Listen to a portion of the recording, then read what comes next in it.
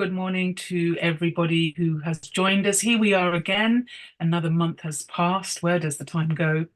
And Mary, it's just lovely to be sharing this time with you. It feels a real treat to be checking in with Chicago, Northwest America. So a very warm welcome from me as well, Mary. And thank you, Sister Ranjan and the Dallas Brahmakumaris for this invitation. I was speaking about this with one of our students at the center last night, and we were saying that whenever anyone is asked to take leadership in anything, the best benefit is for the one who takes leadership. So it's always good to have a topic that to reflect on and to maybe come to a higher place, and then to be able to share some of the learnings with others and inspire them also. Absolutely fabulous. And it's amazing that we haven't yet run out of topics to cover on this purity series, and we've been going for, I don't know, maybe nearly 2 years or something. And we've not talked about this subject of honesty. What was it about the subject that interested you? Well, I have to say it's the personal benefit that I felt that I could take from taking up this subject, because I've noticed that relationships, um, even good relationships, they reach this point of misunderstanding. And why does this happen? And then I was in San Francisco about a week ago.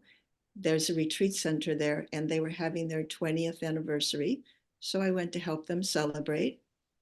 And I was noticing, and I used to be in San Francisco, which is why I went.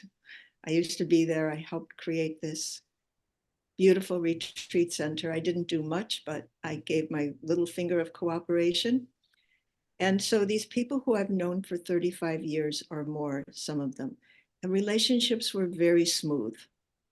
And we disagreed about things. We did things in different ways, but it was not a problem.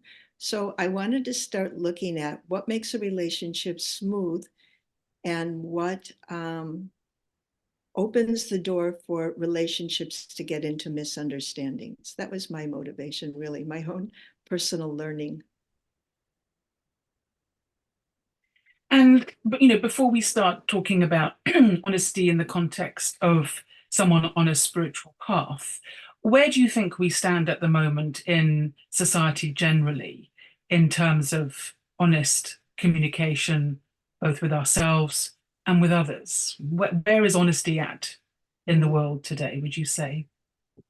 Well, I think the reason we need this topic is because it's not really present.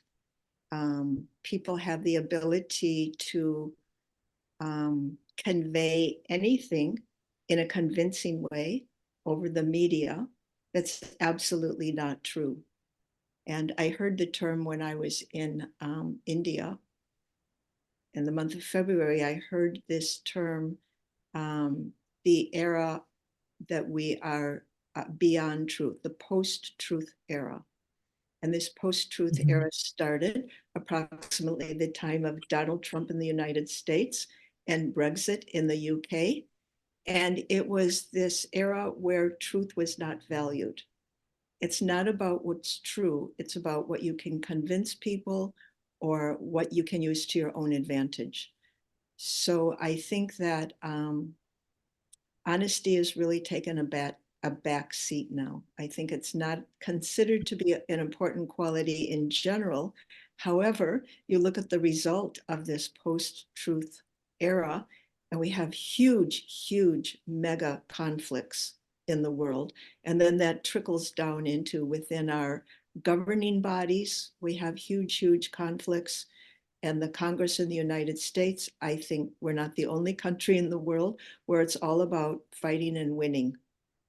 For my political party, it's not about truth, it's not about benefit.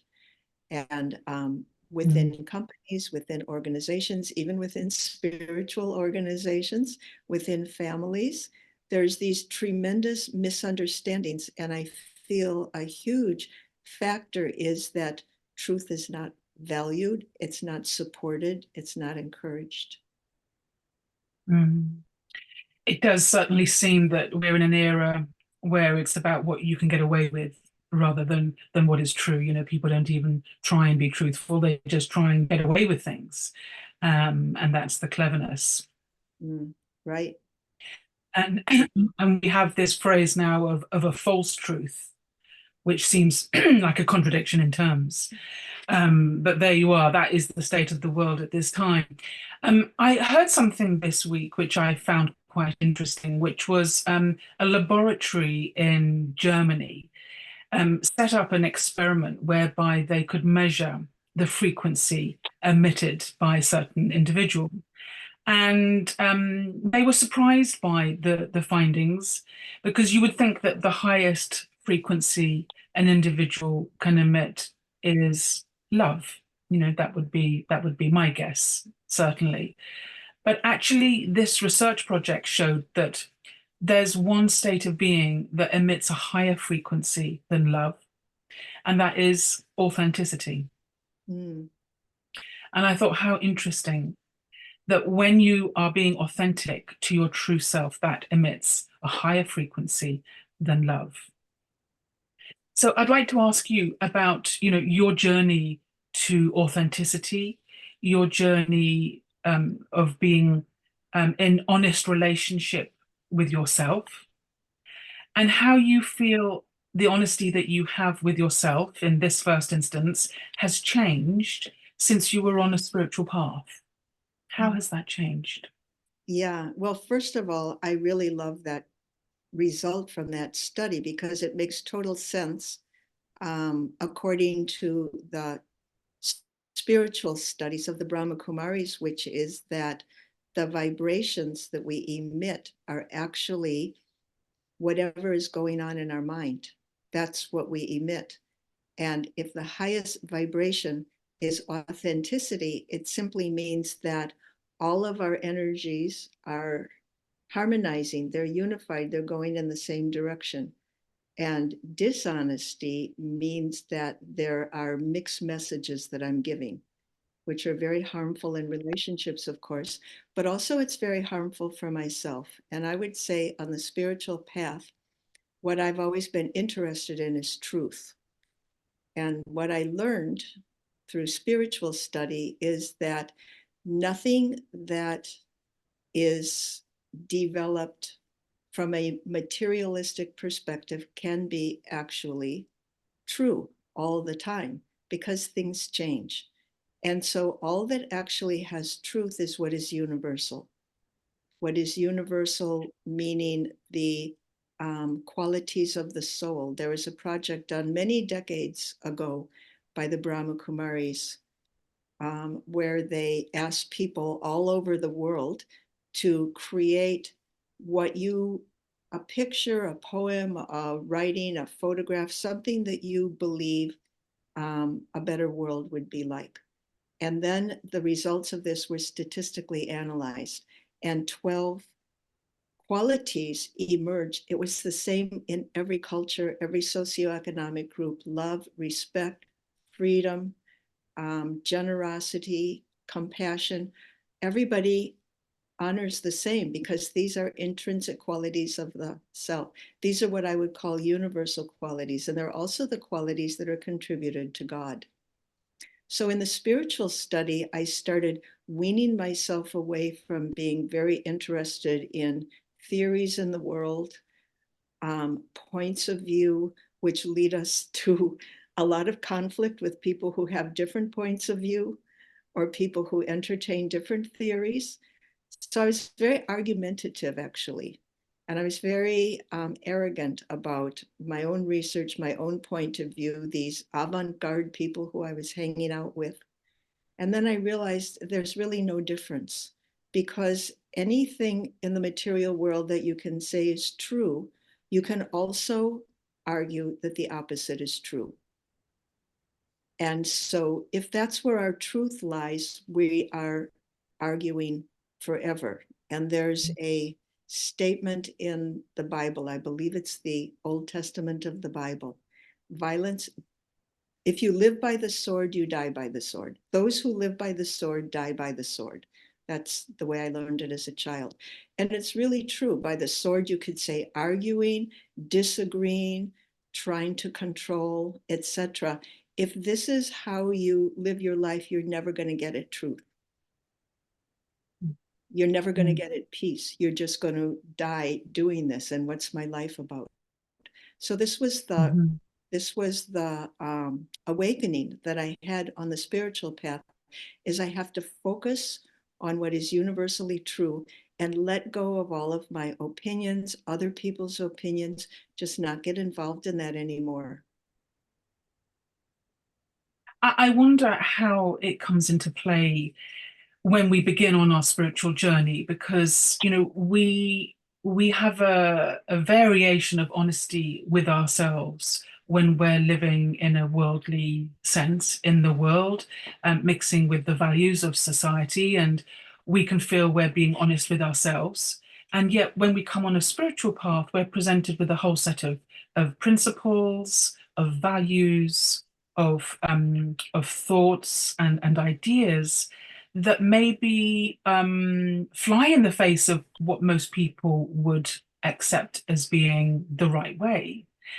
What advice do you have for anyone who is at that point and is struggling with wanting to be honest to what they now realize is the deeper part of themselves, and yet not wanting to upset other people? Now, how do we resolve this when my honesty clashes with what is right for you?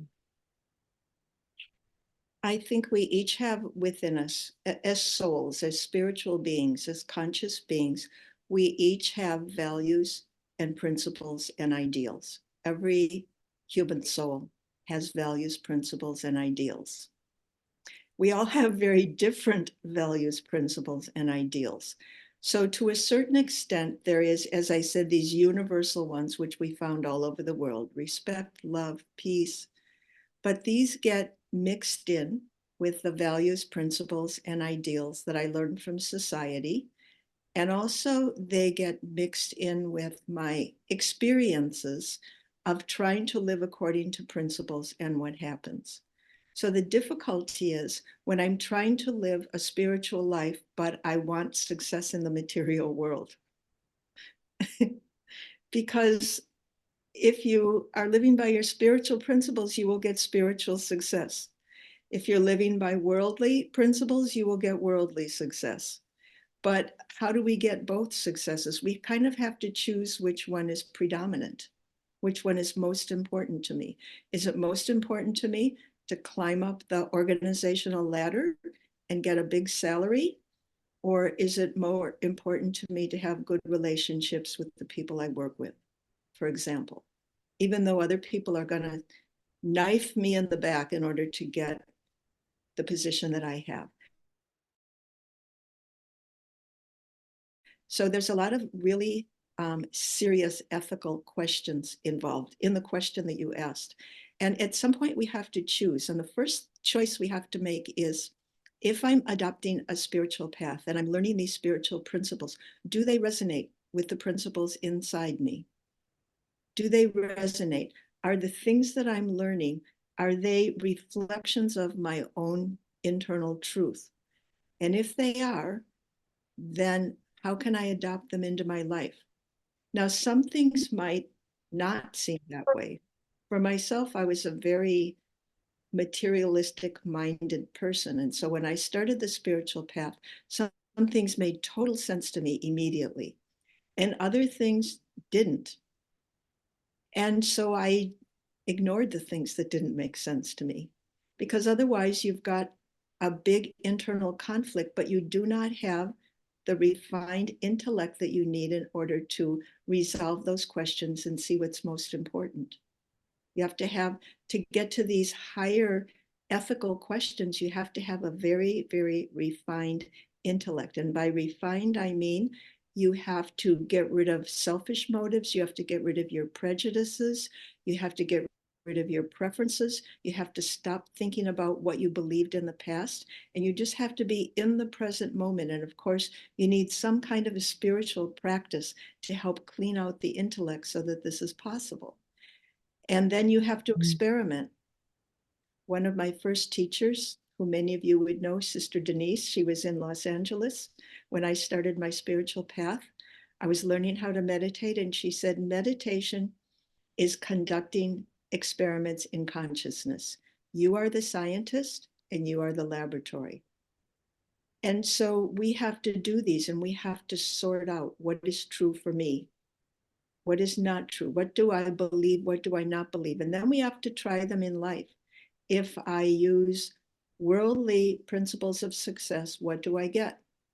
If I want peace and happiness, we've got to use spiritual principles. If I want to feel, if I want to have self-respect, I have to be authentic. I have to be authentic with my true self, because the true self is the part of the self that never changes. So we have to make these kinds of Um, decisions.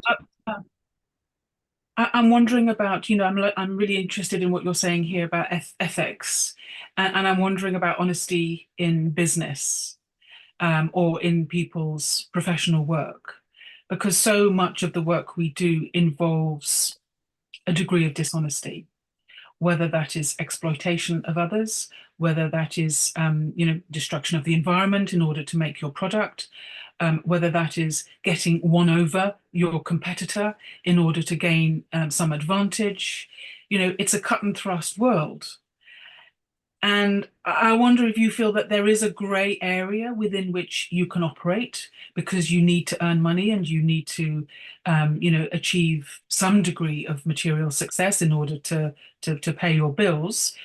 Is there ever a case for saying, well, it's not ideal? Maybe, you're in food manufacturing and you're having to handle, meat products or whatever, and that involves the suffering of animals.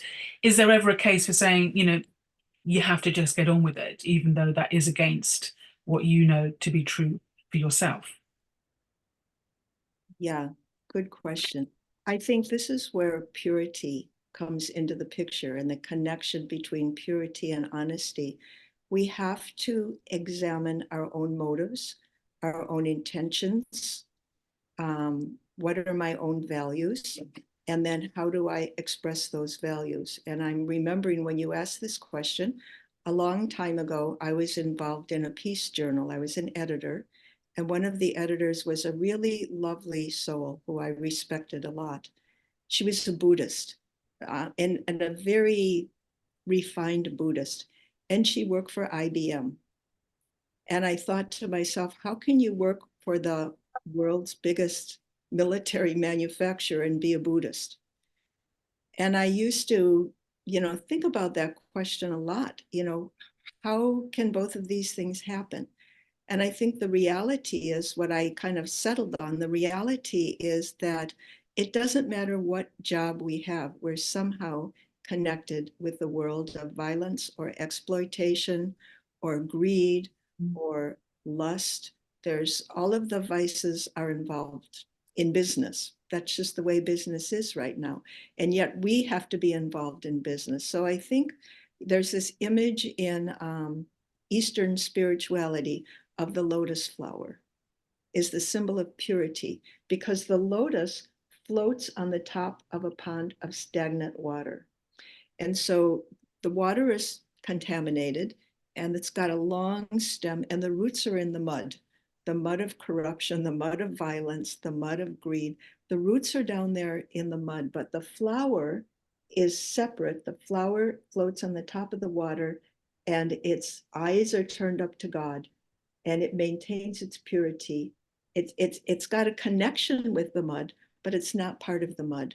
And I think this is how we have to make our decisions. And I know a lot of people in industry, they have to lie about themselves. They have to push other people aside in order to get promotions. And so, unfortunately, part of the dilemma is we really have to decide, how much wealth do I need? And what is the cost to me, and the cost particularly in how I feel about myself. And if you're a loner, if you're the one who doesn't push people aside, if you don't lie about yourself to get the promotion, if you don't do this, other people are going to see you as weak and incompetent. They might even laugh at you, make fun of you. And so the question is, can I be okay about this? And if that's the choice that I make, I definitely have to have a very robust spiritual practice that feeds the truth of who I am. Because being dependent on other people for my own self-worth is always it always erodes my self-esteem. Even if they love me, it still erodes my self-esteem if I'm not good unless you like me. Yeah, I really like that answer. And I'm thinking of an alternative health practice called kinesiology, where they do muscle testing, and basically the practitioner gets you to hold something and asks you a question.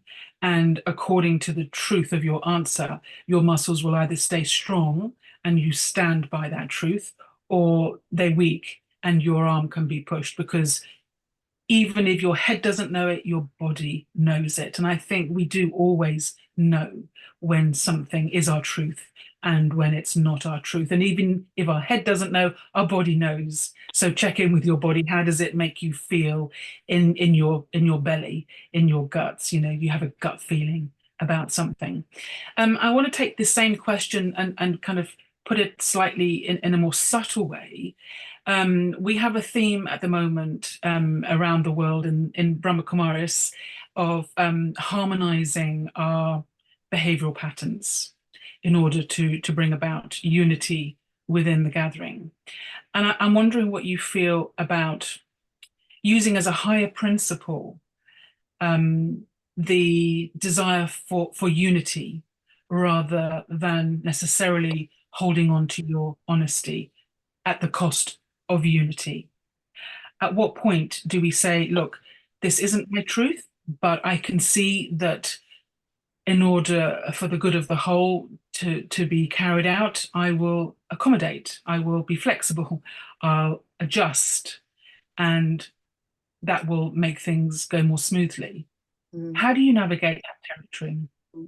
I've really enjoyed this month of focusing on harmonizing our behavior patterns because it really gets to the heart of what makes a community strong. And, you know, as you mentioned, the body knows when I'm not telling the truth. Also, I might not know it, but other people know because they pick up those vibrations of, I'm telling you, oh, you did a wonderful job. And in my mind, I'm saying, you forgot to do this. They pick it up, they pick up the vibrations. And so that creates a lot of disunity. Now, you could say, well, I won't mention that this person forgot to play the music, or I will mention that this person forgot to clean up the entryway. There was a lot of garbage there when people were coming into our program. I won't mention it because I want to create unity and harmony. So I'll just say you did a very good job. But if my vibrations are saying I'm very unhappy with you, that's not honesty. And it also is not creating unity. So I either have to, there's two things that I can do. One thing is I can look at my own feelings. And one problem I think in relationships is we tend to, because we all want the world to be perfect. So we tend to overfocus on mistakes. Did anybody else notice other than me that there was some debris sitting in the hallway? Probably not. So am I going to think about it for 3 days? Well, it's a waste of my energy. And also, it's dishonest because I'm taking one tiny aspect and I'm blowing it out of proportion as if it represents the whole, which is what people do on social media, right? They take one comment out of context as if that's all that there is. And so we do this in our relationships sometime as well. So I think if the goal of my honesty, if I need to say something, but I think it might disturb the harmony or the unity, I have to ask myself, why do I want to say this? Do I want to say it because this person could really benefit from this information? And if the answer is yes, then I should say it very, very respectfully. But if the reason that I want to say it is because I want the other person to know my point, this was my point, and you didn't see my point, and I want you to see it, then I should keep my mouth shut and I should within myself harmonize. First, I have to harmonize, all of my habits and say, everybody makes mistakes. I've made more than my share. And so, if it's worth repeating, if it's something that a person could learn from, I could later on say, let's next time, let's do it this way. And I'll tell you a conversation I heard about. The Parliament of World Religions was in Chicago last summer. And there was one session I attended where there was a Jewish man and a Muslim man who were both from Palestine presenting together.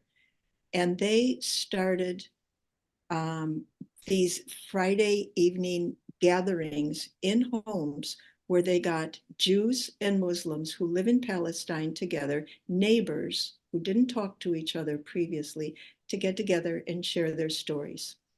And one of the men said, the most difficult thing I ever did in my life was listen. Because you've got two groups of people who both feel I have a right to be here and the other group does not. And they live in communities that support that point of view. He said the most difficult thing was just to listen, to keep my mouth shut and listen. And he said the next most difficult thing that I had to do was accept the validity of that person's point of view. But they were creating an incredibly harmonious, unified gathering. If you can imagine, they had to say things that they knew other people were not going to like, were not going to agree with. Somebody might shout at them for saying it. And they had to listen to other people saying things that they were diametrically opposed to. But by saying that, by being honest in this situation, because it was for the greater good, they had to live together. So why, I mean, there's a horrible conflict going on between governments, but why should I exacerbate that conflict in my own neighborhood? So again, it comes down to what are my intentions? Are my Very interesting. And yeah, I think you can apply that to the personal level as well, because how do we mitigate against being honest to something which is just part of my stuff? I have a particular issue with something. I have particularly fixed ideas around something, and that is my truth. And I want to be honest to my truth, but it's actually a distorted version of my truth, and I'm just being belligerent. It could be, your person picking up the bits of debris in the hallway, is verging on a kind of compulsive disorder, and that's all they're seeing, and yet they feel they're being truthful to what they think, but actually it's faulty thinking. Mhm. And do we need to introduce an element of self-reflection around our honesty? That yes, I'm being honest, but where does that honesty originate? Does it originate in something which at the end of the day is just my baggage? And I And think it's not something I I should, think should Philip, be honest. yeah, in Mm, relationships, part of honesty is allowing other people to be a mirror for me. And mhm, if somebody is doing or saying something, they're living their truth. It's very different from my truth. If I get upset by it, I have to, as you say, I have to do a little bit of self reflection. If I don't do the self reflection, there's this self righteousness that comes along with being over focused on my own point of view, my way or the highway. And I know times when I was new living in the meditation center in San Francisco, I had very clear ideas about what was right in a meditation center and what was not right. And I was very open in sharing those ideas with others who I felt were not doing the right thing. And I hurt people's feelings and I made them upset. And it wasn't necessarily that I was right, but I felt that I was right. And so I learned how to apologize. And sometimes I find, if I say something very forcefully, it doesn't matter if it's right or not. If I say it forcefully, if I say it not respectfully, if I'm not willing to listen to another person's point of view, that breaks the harmony. It causes disunity because there are two messages being given. One message is, I want everything to be done the right way. And the second message is, I want everything, which is a universal thing. Second message is, my way is the right way, which is very arrogant. So I'm giving, and you have to do what I want, which is a form of violence. And so if I'm giving that mixed message, then I apologize. And I find that since we all make mistakes on a regular basis, if I sincerely apologize, and use it as a learning experiment, that, okay, this didn't go right. I need to do this differently in another way. Then the other person is okay. And it actually creates a very strong bond. And I found that with people within my spiritual community with whom I disagreed, we went like this. It was kind of two egos bumping into each other, but we both recognized that the most important thing was harmony or unity. And so we learned how to get along with each other. And those friendships are very, very deep and precious because When we they're taken in actually create connection. that unity. Yeah, yeah, and I totally see that. I have questions around, when you're in a leadership role, um, how you bring honesty into your dealings with others. And I've had experiences recently where people have asked me for my opinion on something, because I do film editing and, you know, promo videos and things, and people will send me what they've done and say, "What do you think?" And I feel in that situation, they're asking me for my opinion, and therefore I'm honest. And if there's things about it I don't like or I don't think work, I'll tell them. But I had a situation in India this year in February where a brother was doing some voice work, and he was just quite badly mispronouncing some English words.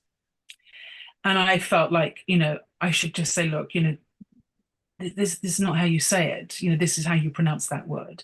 He hadn't asked for my opinion, but I felt, I want this to be the best it can be, and therefore I'm going to be honest and tell you that, as an English speaker, that word doesn't sound right when you pronounce it like that. And I could see that he took it as criticism.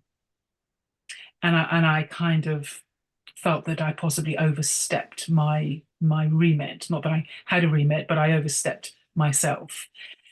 And I wonder about, these kind of issues that we have to deal with all the time when we're in positions of leadership, of when to make an intervention and be honest about what you're seeing and reflecting back to that person so that they can learn, and when to know that actually that individual isn't in a place where they can take it, and you withhold your honesty. How do you navigate that? Yeah, I think it's about when are we actually a leader and when are we not? And when somebody's asking you for your opinion on editing your niche, you are a leader. I'm thinking I was an editor in the past. And so I'm also very meticulous about the way the English language is used. And so I remember when I was in San Francisco, the main sister in the center there, she would read class every morning, and one word that often came up in the class was endeavor, spiritual endeavor. And she would pronounce the word endover. And it really bothered me. And I thought, what can I do about this? So I gave her a little note one morning. This word is pronounced this way. She still pronounced it the same way. So I wasn't a leader in that position. She did not ask me to give her feedback on her pronunciation of English. And so nothing I could do about it, but still it would bother me. And so now I'm in Chicago many years later, and there's one student who reads our lesson in the morning on certain days. And she also habitually mispronounces a word. And it's kind of been a obsession of mine is when words are mispronounced. And so I sent her a little text message. This word is pronounced this way, not this way. She kept pronouncing it the same way. So I just had to say, okay, everybody knows what she means, right? That's the purpose of language. Everybody knows what she means. Everybody knows what the word is. It's not like, say, if you're speaking in front of the parliament or the Congress, then in that situation, you should use proper words. But if you're in your spiritual community, it's not a big deal. And so I think we have to decide if we really are a leader, meaning recognized by others as a leader, then we have the authority to give corrections. But if I think I'm a leader because I was an editor, I know more about this than you do, but nobody else is recognizing me as a leader and they don't feel like they need my corrections, then I have to keep quiet. And I was just remembering also when I was in California, we went to a program in another city, and it was a lovely program. And the sister who coordinates service in that area, she and I are old friends. And so when the program was over, I said, I said it was good in this way and this way and this way. And I said, but there's one thing that you could do differently in the future. And because it's not that I'm an authority, but because we have that relationship with trust, and throughout the years, we have listened to the ideas of others and respected the ideas of others, I could say that comfortably and she could accept it comfortably. But if it's going to create an argument, then maybe the path of wisdom is keep your opinions to yourself. Right. Be either that or say it in such a way that it doesn't create an argument. So I know we're almost out of time, but I have another example. This retreat center that I went for the 20th anniversary, when it was first being created, there was an enormous amount of government regulation and all kinds of things, government at many different levels that we had to adhere to. And so there was um, one thing that had to be decided. And the head of the center, she decided to do it in a certain way. And all of the sisters thought she should do it in a different way. But we felt that if we said it to her, she would not accept it. So we were always upset with her, and we didn't say what we were upset about because we knew she was doing the wrong thing. So then one Sunday, a sister comes, a very highly respected sister from a different center, and we're in class. And at the end of class, the coordinator starts talking about this thing that she wants to do that's the wrong thing. And we're all getting all bristly about it. And this sister from the other center just like raises her hand and says, Sister Chandru, what if we did it this way? And she said, oh, that's a good idea. And so, sometimes the conflict is created by our attitude towards the other person. She isn't going to listen to us, yet she's making the wrong decision. That was the problem, actually. That was what blocked the communication. It wasn't her. So you were making an assumption that Right, she wouldn't listen. right. Very interesting. Very interesting. I will just say at this point, if anyone would like to just pop a little question in the chat box, we've got a few minutes left. I can put your question to Mary if you have a question around honesty in your relationships that you'd like to ask. I was also wanting to just touch on our relationship with God, our relationship with the divine, and how we move beyond that kind of relationship of bargaining where we think we know what we want and what's right for us, and we kind of will concede a few things but hold back on a few things rather than just fully open our heart and embrace whatever it is we're being presented with and follow it with honesty. What's your journey been like in terms of developing an honest relationship with the divine? For me, the honesty in the relationship came down to the purity of the quality of my love. And I think that maybe initially we all want a relationship with the divine because we want help. We kind of want a free ride. But I want to do things my way. And if I get to the point where it doesn't work, then I want God to come in and clean up for me. So that's not an honest relationship, and it definitely doesn't work. And I used to always get confused as a child when two countries would go to war, they would both pray to the same God that they would win. And I thought, well, like, how can God possibly side with one and be against the other? And so I think the honesty in the relationship with the divine has to be based on love, definitely, but also trust. And trust means I'm not going to tell God what to do, because does God not know things that I know? And I'm not going to promote my own point of view, because is God going to listen to that? Is that really what God is all about? So if the divine means the highest divine being in the universe, that means that being has to have equal love and regard and respect for every human soul. And I really love one practice of the Buddhists. If I want something for myself, I first want it for everyone else. And this takes me into the realm of the divine. If I feel I want a new pair of shoes, my first thought is, may every soul in a body on this earth have a decent pair of shoes. And I focus on that. And then after I focused on that, then within that context, I can say, well, do I really need a new pair of shoes, or do I just like the shoes that somebody else has? And then I make a decision accordingly. So that's using the divine to inform my decisions. And I feel once when we get some kind of a touching, or we feel like God has spoken to us, or we feel like there's something that has been revealed to us, then honesty means I live according to my beliefs, whatever my beliefs are, in goodness, in God, in the universe, whatever it is, I live according to those beliefs. And that's what will make me feel good about myself. And that's what will make me feel like my life is worthwhile. And we really need this divine. We need something to take us outside of our preoccupation with what's happening in my own little world. And that's what God offers, because God isn't part of this world.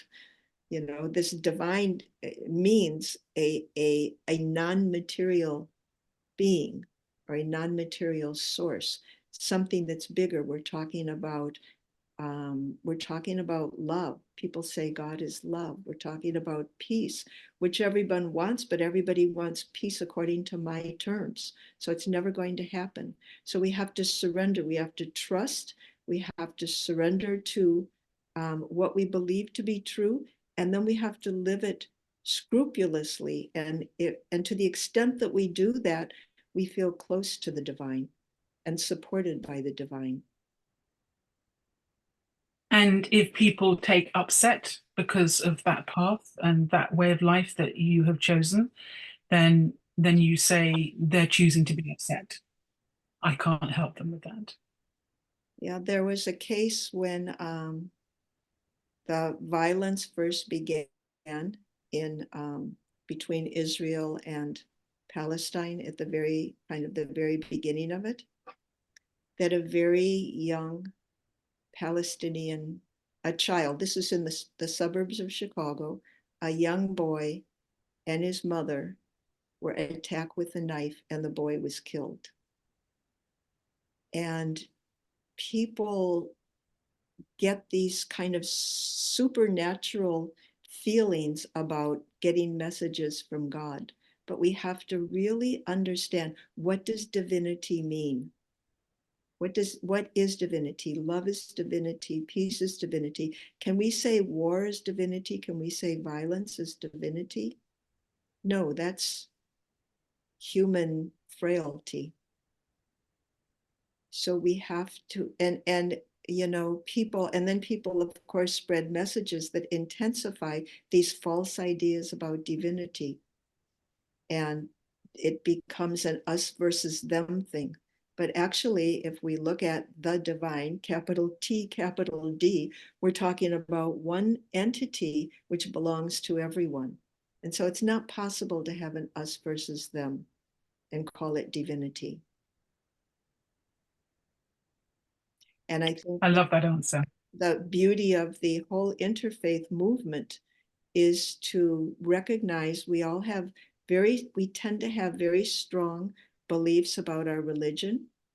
And when I first started getting involved in interfaith service, when I was in San Francisco, I asked Sister Chandru, who is the director of the center there, I said, well, what does this all mean? And she said, it means I believe my religion is the best, and I respect that everyone else believes their religion is the best. Perfect.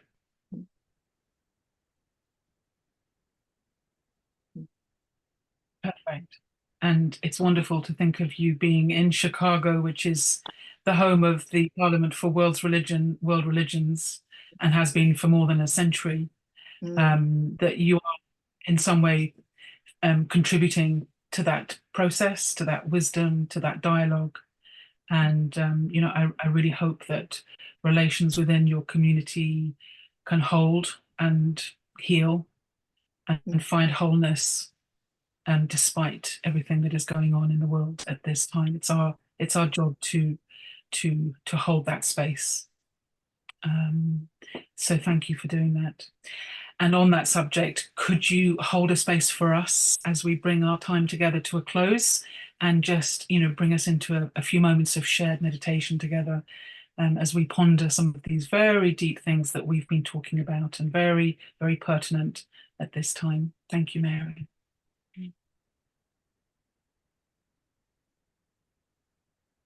Let's all bring our awareness into the inner place, which is silent, the inner place behind the forehead, where the invisible soul resides.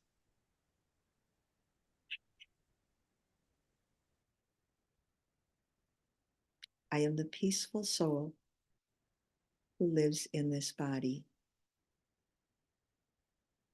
I live here peacefully. I always strive for peace, because peace is the natural state of the soul. And when I'm peaceful inside, I'm at my best. When I'm peaceful inside, I can see the good qualities in others. I don't over focus on their mistakes. When I'm peaceful inside, I can listen to different points of view and understand that every human being has beliefs and perspectives based on his or her own experiences. And I don't have to feel threatened by ideas that are different from mine. It's not about one person dominating, the other being submissive. It's about harmony, unity, creating beautiful music together because we appreciate each other and we find notes within ourselves that sound very nice with the beautiful notes in others.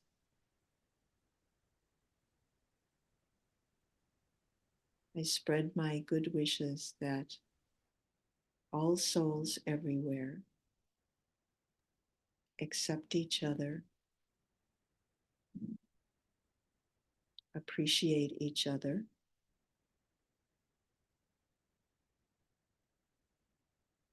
get along with each other, so that we might co-create the world which we all want, a world of joy. And I allow myself to be open to even the criticism of others, the feedback from others. because this will help me become more truthful, more authentic. It will lead me to a higher place of living from my values, my principles. And it will allow me to be free to enjoy myself in any kind of company. In all of my relationships, let me be appreciative. Let me be a peacemaker. Let me be generous in giving love and good wishes. And let me make a goal that all my relationships be harmonious. Om Shanti.